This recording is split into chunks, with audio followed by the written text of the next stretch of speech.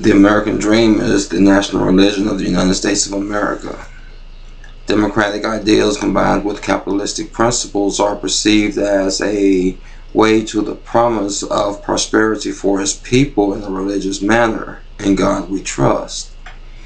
In America, we have faith in the American dream and seek after it for home ownership and as status symbols separating the rich and the middle class from the poor.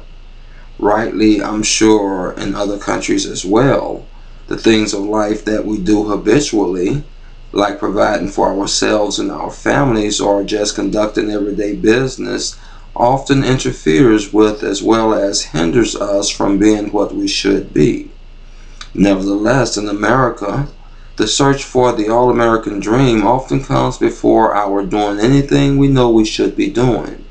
In the end, as the children of Allah, Yahweh, Jehovah, or God, we will miss the mark of the high calling of God chasing behind the American dream. This is because for the household of God, the American dream is not what life is all about. Nevertheless, we have become a nation fooled into chasing after the American dream and the representation of it as God, a false God.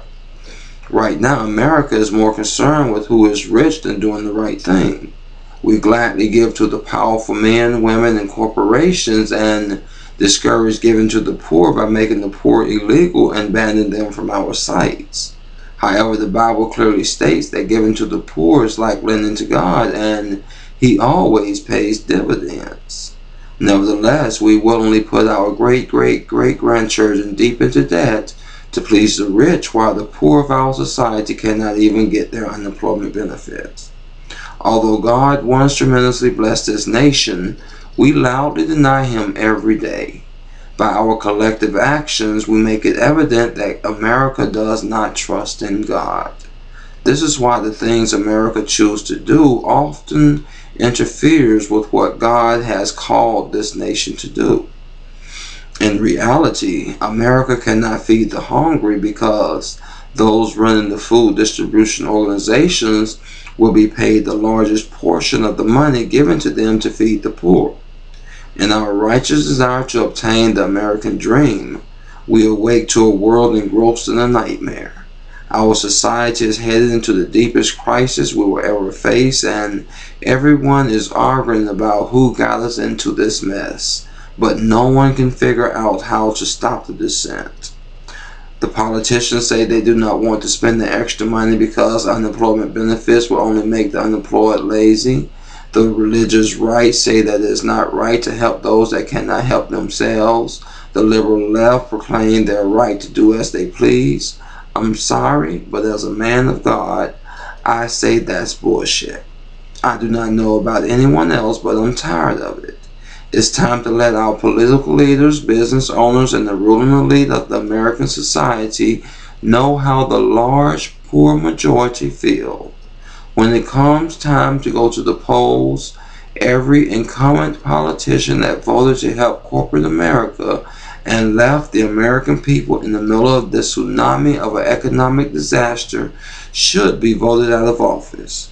Every senator and congressman that voted for the Iraq War should be tried for treason against the American people.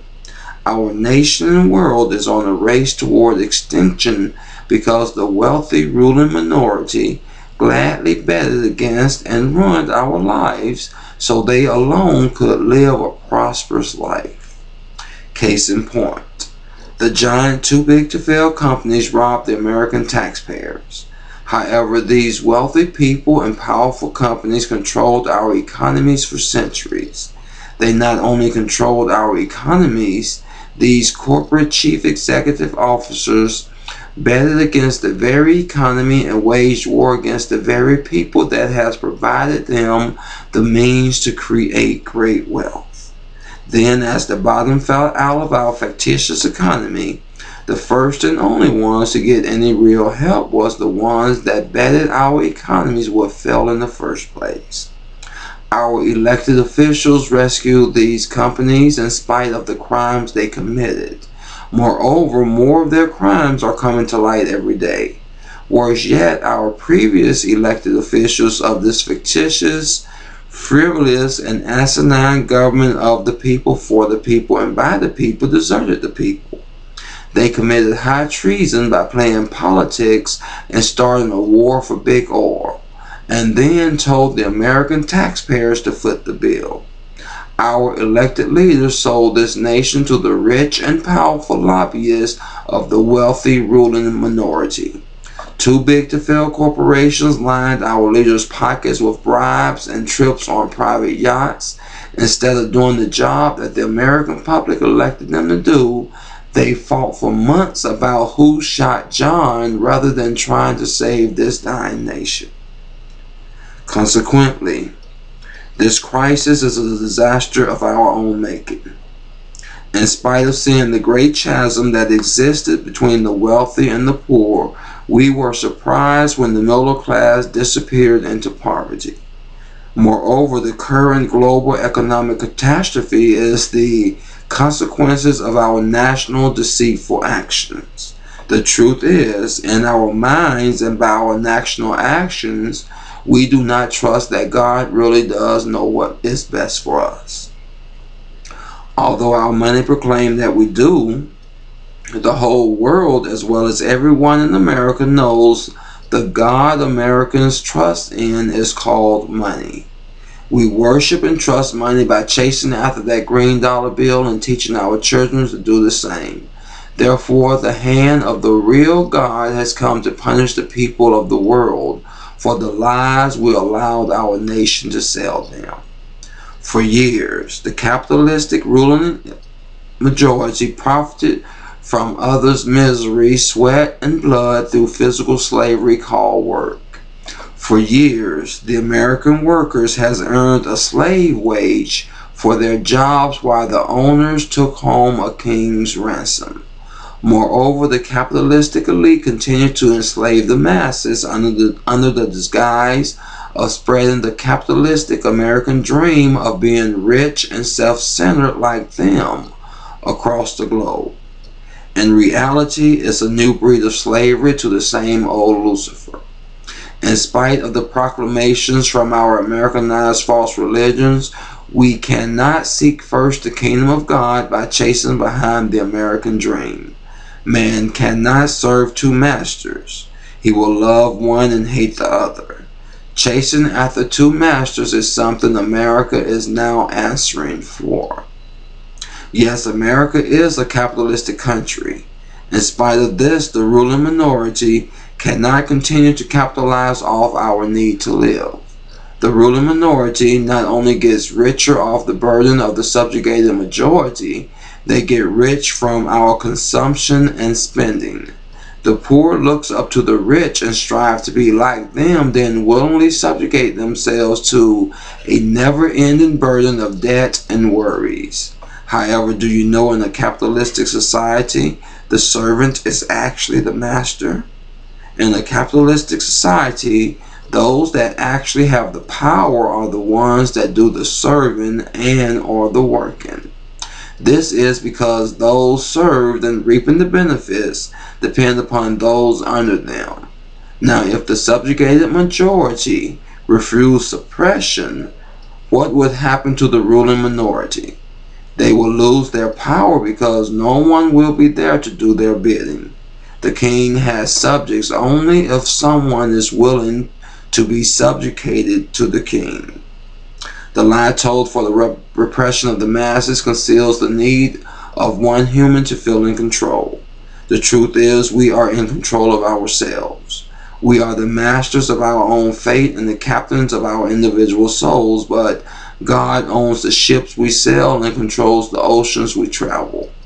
Even so, when we willingly or unwillingly surrender that control to a person that is equal to us, we actually are placing the yoke of inequality upon them and us. However, occasionally, we stand too close to the forest to see the trees. In life, we are sometimes too involved in trying to solve our problems to see God at work within our situations.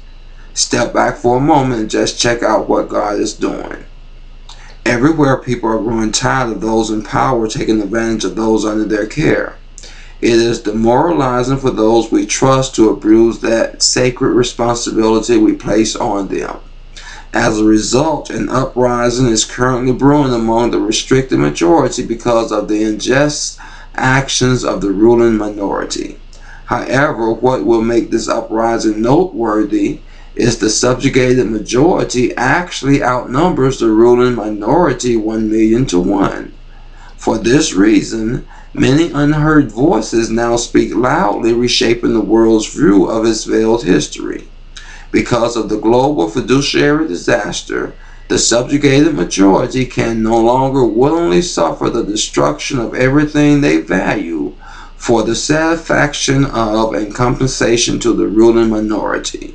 Realize what Gandhi and Dr. King so powerfully were not the words of nonviolence spoken, rather the willingness to suffer the violence inflicted to get the point across. What points in these difficult times do we need to make, and what are we peacefully willing to do to be heard?